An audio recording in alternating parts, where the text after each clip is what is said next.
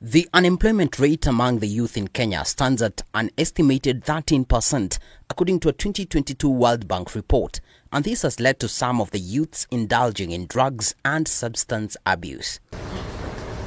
But this is not the case for James Kamau, who has an educational background in environmental conservation from Kenyatta University. We are all seeds. None of us could be here if we were not seeds. So if we want to protect our life, and even protecting our life means protecting the life of other beings. James and his friends collect seeds of vegetables and fruits from waste bins in marketplaces. Mangoes, avocado, all types of fruits that are sold in the market. Yellow passion, utapata yellow passion imeoza.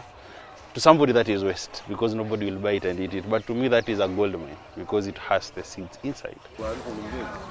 Here we join him and his team at this dump site right behind City Market in Nairobi, one of his seed collection sites. Once back home, they dry the seeds and then plant them in recycled paper, mostly from yeast packets from local bakeries and milk packets they land their hands on. It is very simple. Actually, you can do it in your own balcony. We'll tell you is if you eat your avocado today or you eat your mangoes or lugwarts, these are the ones that are in the season. Keep the seeds. When you drink your milk in the morning, keep the paper. Then look for soil. Put soil in the milk paper, put your seed, and then water.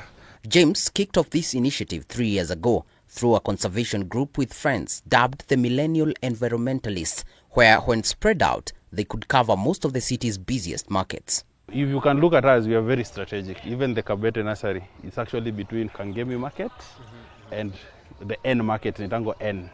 So when we situate ourselves, we actually surround ourselves with schools because our primary source of seeds is schools.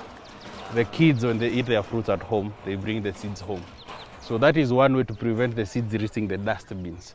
They also work closely with learning institutions where they offer training to the learners in partnership with the school's environmental and farming clubs. We usually have projects going on. We call them school tree projects where we plant trees in school as we try to educate kids on nurturing, not just planting because we've been given a number by the president, but planting with the knowledge of why and the benefits of it. Together with his colleague Teresia Murago, Kamau tells of his long-term goal to educate Kenyans on the need for utilizing seeds and raising seedlings at an affordable rate, even as the country embarks on the government's goal to plant 5 billion trees in the next 10 years.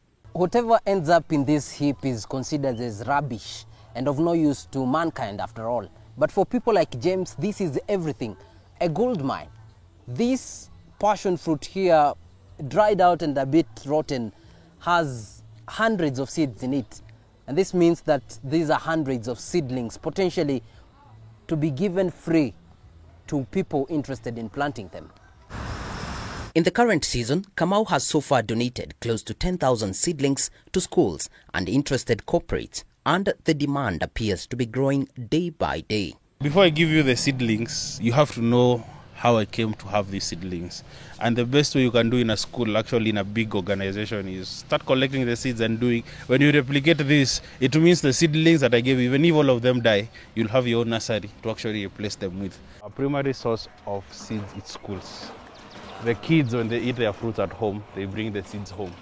So that is one way to prevent the seeds reaching the dustbins. But then we know, because we've not reached everyone in the country, some seeds will reach the dustbins like we have here. To achieve their ultimate goal, Kamau and Teresia are banking on Kenyan city residents with an intent to visit upcountry in December to join their cause. Every seed you come across right now, plant it. When you go home in December, go plant fruit trees at your home.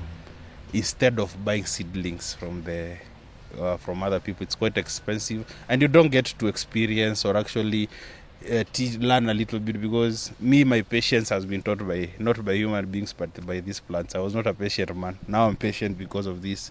You have to take time seeing a seed grow. For Voice of Nature, I'm David Kagina.